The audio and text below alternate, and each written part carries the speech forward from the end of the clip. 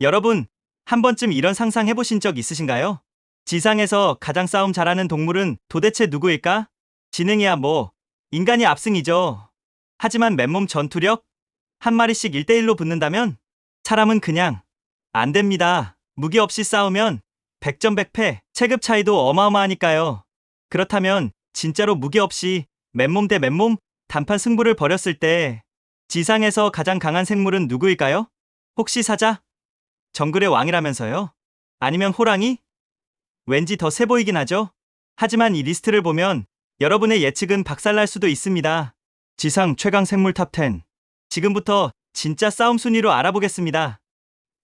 12. 사자. 백수의 왕이라는 사자가 겨우 12위에 올랐습니다.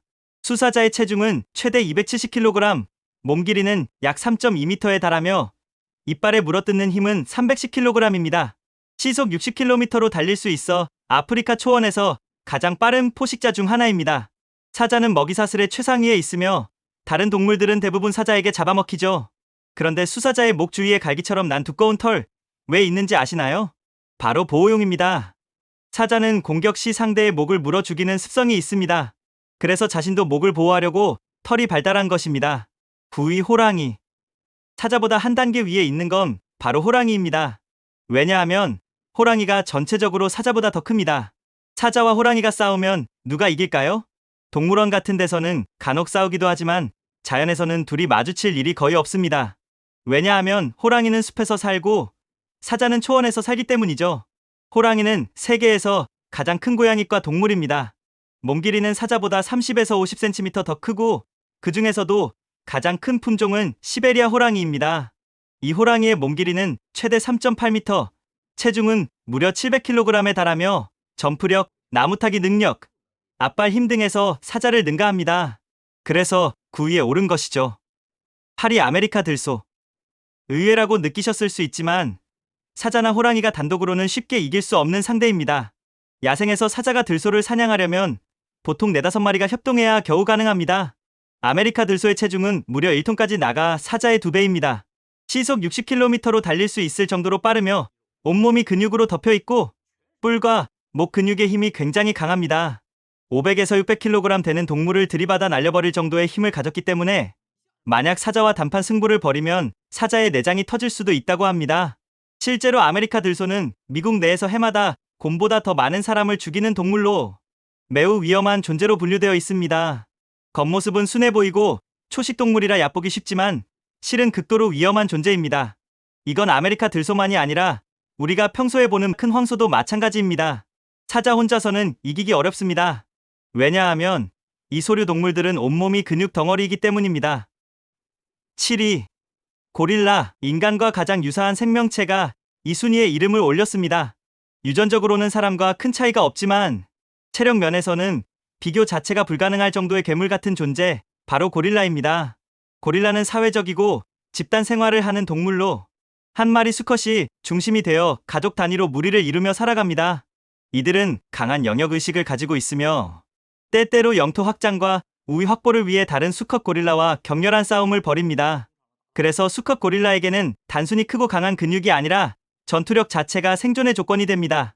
성체 수컷 고릴라는 보통 몸무게가 200kg, 큰 개체는 300kg에 이르며 키는 약 1.75m, 팔을 벌리면 무려 2.75m나 됩니다. 인간은 키와 팔 길이가 비슷하지만 고릴라의 팔은 전체가 근육 덩어리로 이루어져 있습니다. 특히 고릴라는 악력만 500kg, 이론적으로 전력을 다해 주먹을 휘두르면 2톤 가까운 타격력을 가질 수 있다고 추정됩니다. 이는 단순 물리적인 힘으로만 따졌을 때 고릴라가 사자보다 우위에 있는 부분입니다. 또한 고릴라의 턱 힘 역시 500kg 이상으로 알려져 있으며 이는 사자의 물어뜯는 힘을 상회하는 수준입니다. 그러나 그들의 이빨은 살상을 위한 것이 아니라 질긴 나무잎과 줄기를 씹기 위한 도구에 가깝습니다. 무엇보다 고릴라는 오늘 이 목록에 오른 동물들 가운데 인간을 제외하면 가장 높은 지능을 가진 존재입니다. 비록 자연 상태에서 그 지능이 직접적으로 사냥이나 위험 회피에 크게 활용되는 사례는 드물지만 잠재적 사고 능력과 문제 해결력, 그리고 사회적 구조를 이해하는 복잡한 뇌 구조는 분명한 우위입니다. 그렇다면 고릴라는 사자보다 강한 존재일까요? 이론상으로는 그렇다고 말할 수 있습니다. 근력, 악력, 체중 대비 파워에서 고릴라는 사자보다 유리한 요소를 여러 가지 지니고 있습니다. 하지만 실제로 둘이 맞붙는다면 그 결과는 쉽게 예측할 수 없습니다. 사자는 살상을 위해 진화한 완전한 포식자이며 빠른 반응 속도, 날카로운 발톱과 이빨, 수많은 실전 경험을 가진 사냥꾼입니다. 반면 고릴라는 전투 능력이 뛰어나더라도 사냥을 위한 공격 본능이나 훈련된 기술이 부족합니다. 즉, 힘은 고릴라가 앞설 수 있으나 싸움의 결과는 반드시 고릴라의 승리로 이어지지 않습니다. 그래서 고릴라는 이 순위에서 높은 위치를 차지하지만 그것은 단순한 힘 때문만은 아니며 지능, 신체 구조, 사회성, 생존 능력 등 종합적 우수성에 기반한 평가라 할 수 있습니다. 그럼 고릴라보다 더 강한 동물은 누구일까요? 바로 바다악어입니다. 고대 생물 이야기에서 한 번쯤 들어보셨을 텐데요. 현재까지 지상에서 가장 강력한 턱 힘을 가진 생물로 알려져 있습니다. 그 힘은 무려 2톤, 고릴라 턱 힘의 약 4배에 달합니다. 거북이 껍질이든 동물의 뼈든 한 번 물리면 그냥 으스러져 버립니다. 사람의 팔이나 다리? 말할 것도 없습니다. 한 번 제대로 물리면 뼈가 그대로 부러지는 수준입니다. 지금까지 확인된 가장 큰 바다악어는 몸 길이 6에서 7m, 몸무게는 2톤에 달합니다. 이쯤 되면 거의 움직이는 공룡이라 불러도 무방하죠. 물론 약점도 있습니다. 바다악어는 주로 물속에서 활동하기 때문에 육지에서는 그리 빠르게 움직이지 못합니다. 하지만 일단 물속에 들어가면 상황은 완전히 달라집니다. 그곳에서는 그 어떤 동물도 바다악어의 상대가 되지 않습니다. 그래서 실제로 사자나 호랑이도 물가에 물 마시러 나올 때는 극도로 조심하죠. 만약 물속에서 이 괴물과 마주친다면 살아남기 힘들다고 보는 게 맞습니다. 다행히 육지에서라면 도망칠 수 있는 가능성은 있습니다.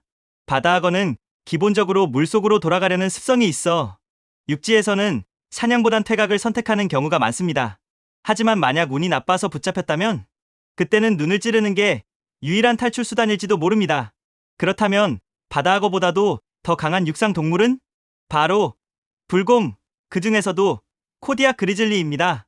세계에서 가장 거대한 불곰 품종인 코디악 그리즐리는 몸무게가 1톤에 달하고 두 발로 일어서면 2.5m, 달릴 때는 시속 50km까지 속도를 냅니다. 그냥 크기만 한 게 아닙니다. 앞발 한번 휘두르면 타격력이 무려 2톤. 그야말로 곰주먹에 맞으면 내장 파열급 위력입니다. 여기서 고릴라와의 결정적인 차이가 하나 있죠. 고릴라는 착합니다.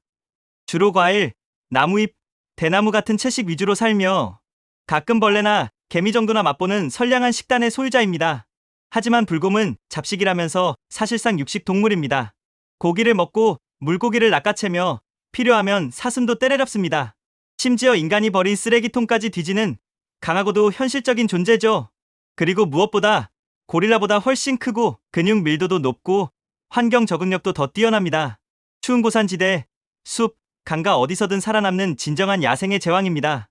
이 불곰은 이론상 호랑이와 마주칠 수 있는 포식자 중 하나입니다.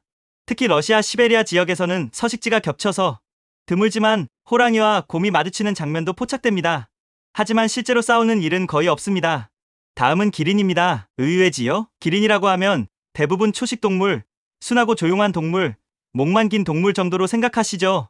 하지만 이 온순해 보이는 동물이 사자도 쉽게 못 건드리는 지상 최강급의 싸움꾼이라는 사실 알고 계셨나요? 기린의 키는 최대 6m, 몸무게는 거의 2톤에 달합니다. 이 정도면 체급만으로도 사자를 압도합니다. 거기다 시속 50km로 달릴 수 있는 속도까지 갖췄습니다. 우사인 볼트보다 빠르냐고요? 네, 기린이 이깁니다. 숫자상으로는 말이죠. 기린의 가장 강력한 무기는 바로 다리입니다. 보기엔 가늘고 긴 다리지만 한번 차면 나무 한 그루도 쓰러뜨릴 수 있는 괴력의 소유자죠. 앞다리든 뒷다리든 전부 사용 가능합니다.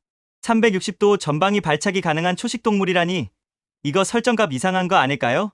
실제로 기린의 킥에 사자가 즉사한 사례도 카메라에 포착된 바 있습니다.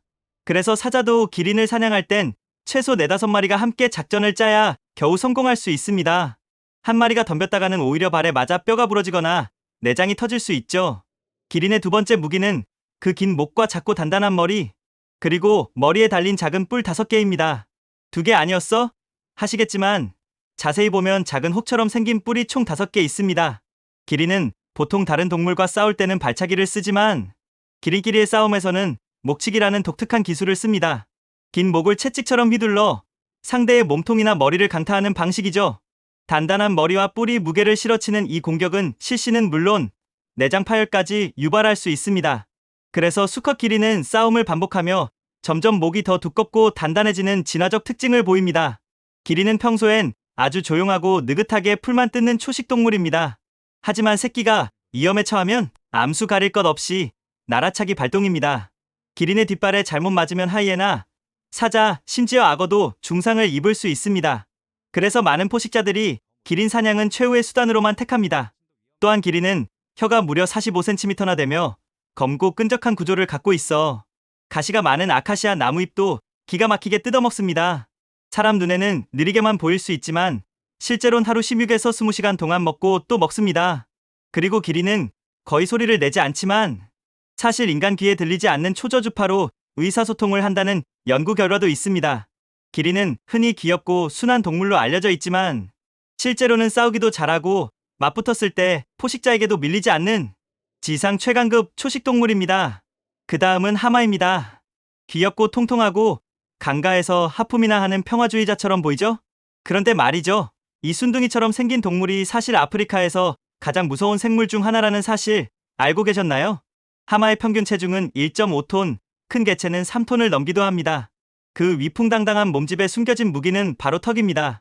한번 입을 벌리면 150도 가까이 열리고 물어뜯는 힘은 무려 1.3톤 이상. 사자의 턱 힘보다도 강합니다. 하마는 초식 동물이지만 입 안에는 30cm가 넘는 거대한 송곳니가 숨어 있습니다. 풀을 먹는 주제에 도대체 왜 이렇게 무서운 이빨이 있을까요? 그 이유는 간단합니다. 풀은 먹고 싸움은 제대로 합니다. 하마는 굳이 이유가 없어도 기분 나쁘면 그냥 공격합니다. 사자는 웬만해선 먼저 공격하지 않지만 하마는 왜 쳐다봤어? 급으로 달려듭니다. 그래서 아프리카 현지 사람들은 말합니다.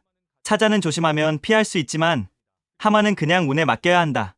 하마는 다리가 짧아 보여도 시속 40km 이상으로 달릴 수 있습니다. 우사인 볼트의 100m 기록이 약 9.5초인 걸 감안하면 수치상으론 하마가 더 빠른 셈이죠. 정글 근처 수원지나 강가에서 가장 위험한 존재가 악어라고요? 진짜 위험한 건 하마입니다. 악어도 하마, 무리 근처에서는 감히 접근하지 않습니다. 하마가 열받으면 악어도 그냥 뼈째로 씹힙니다. 놀랍게도 하마는 수영을 못합니다. 그럼 어떻게 물속에 있냐고요? 걷습니다. 바닥을, 하마는 강바닥을 구르듯 뛰어다니며 물속을 이동합니다. 그들은 물을 좋아해서 사는 게 아니라 햇빛을 받으면 피부가 갈라지기 때문에 억지로라도 물속에 들어가야만 합니다. 그러니까 따지고 보면 자기 체질에 안 맞는 곳에 억지로 적응해서 살아가는 불운한 괴수인 셈이죠.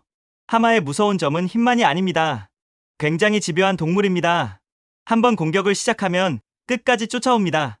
방향을 틀어도 산을 넘어도 하마는 멈추지 않습니다. 잡을 때까지 혹은 자기가 지칠 때까지 계속 옵니다. 그래서 하마는 매년 사람을 가장 많이 죽이는 동물 중 하나입니다. 그 다음은 콧불소. 지금까지 알려진 5종의 콧불소 중 대부분은 멸종 위기에 처해 있습니다. 우리가 주로 볼 수 있는 건 백콧불소. 하지만 이 백콧불소도 이름만 흰색일 뿐 실제 색은 회색입니다. 검은 콧불소와 마찬가지죠. 차이점은 입 모양입니다. 검은 콧불소는 나무잎을 먹기 위해 뾰족한 입, 백콧불소는 풀을 뜯기 위한 평평한 입을 가졌습니다. 그 결과 서로 다른 높이에서 시사함으로 먹이를 두고 싸우지 않습니다. 현재 가장 큰 종은 인도 콧불소와 남부 백콧불소이며 몸 길이 4.5m, 체중 최대 3.5톤에 달합니다. 가죽은 두께 5cm, 마치 방탄복처럼 단단하며 어떤 발톱이나 이빨도 뚫을 수 없습니다. 달릴 때 시속 55km의 속도를 내며 직선으로 박치기 하는 힘이 어마어마합니다. 사자조차 감히 덤비지 못하며 사냥하는 경우도 어린 새끼 콧불소를 노릴 뿐입니다. 하지만 이 강한 생명체조차도 멸종 위기에 처해 있는 이유는 인간입니다. 뿔을 장식품이나 약재로 사용하기 위해 몰살시켰고 심지어 북부 백콧불소는 2018년 마지막 수컷이 안락사되면서 기능적 멸종 상태에 이르렀습니다. 뿔은 사실 단백질이 굳어진 형태로 의학적 효능은 전혀 없습니다. 그리고 지상 최강, 진정한 왕, 바로 코끼리입니다. 지구에서 가장 큰 육상동물. 태어날 때부터 90에서 100kg이며 가장 큰 코끼리는 13.5톤, 거의 자동차 10대를 합친 무게입니다. 코끼리는 온순하지만 성장기 수컷은 호르몬 불균형으로 인해 매우 공격적입니다. 자신보다 훨씬 큰 물소, 하마, 콧불소, 심지어 자동차조차 들어 올리고 던질 수 있는 힘을 가졌습니다. 게다가 단점이 거의 없습니다. 높이, 지능, 체력, 방어력 모든 면에서 완벽하죠. 하지만 이 위대한 존재의 유일한 천적도 인간입니다. 과거엔 노동력으로 길들여 사용했으며 오늘날엔 상아 때문에 몰살되고 있습니다. 상아는 두개골에 붙어 있기 때문에 반드시 죽여야만 채취 가능합니다. 우리는 오늘 지상에서 가장 강한 생물들을 살펴보았습니다. 그리고 단체전이라면? 그건 여전히 코끼리입니다. 지능도, 힘도, 단결력도 모두 뛰어난 진정한 지구의 왕이죠. 우린 늘 사자가 왕이라고 배웠죠. 하지만 진짜 야생은 왕관을 쓴 자보다 생존을 해낸 자가 진짜 강자입니다. 자연은 놀랍고 때로는 잔인하며 한편으론 정말 흥미롭습니다. 오늘 영상이 재미있으셨다면 구독과 좋아요로 함께 해주세요. 그 클릭 하나가 다음 야생 탐험의 힘이 됩니다.